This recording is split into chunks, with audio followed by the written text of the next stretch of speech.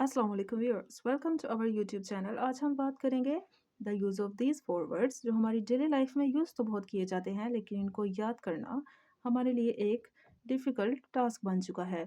My friends, in this video हम देखेंगे how to use these words in our daily life with the help of these simple examples. So first we have here accept, यानी कि कबूल करना। He accepted a pen as a present, उसने एक कलम को बतौर गिफ्ट कबूल किया। Another example can be he accepted her proposal, उसने उसका प्रपोजल कबूल किया।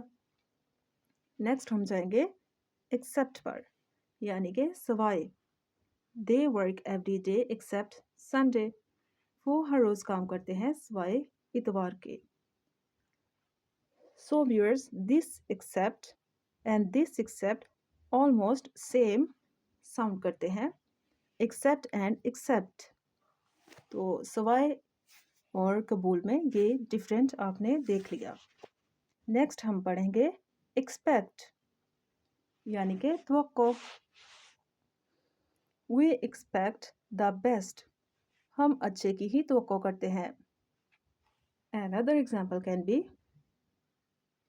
he accepted him on Sunday, उसने उसको इतवार को तवक्को किया।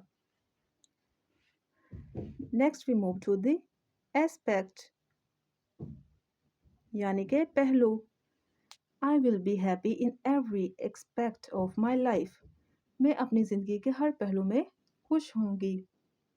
सो my friends, this expect and this expect almost same ही साउंड करते हैं, जैसे एक्सेप्ट और एक्सेप्ट ऑलमोस्ट सेम साउंड करते हैं, लेकिन इनके मीनिंग्स और स्पेलिंग्स डिफरेंट होते हैं।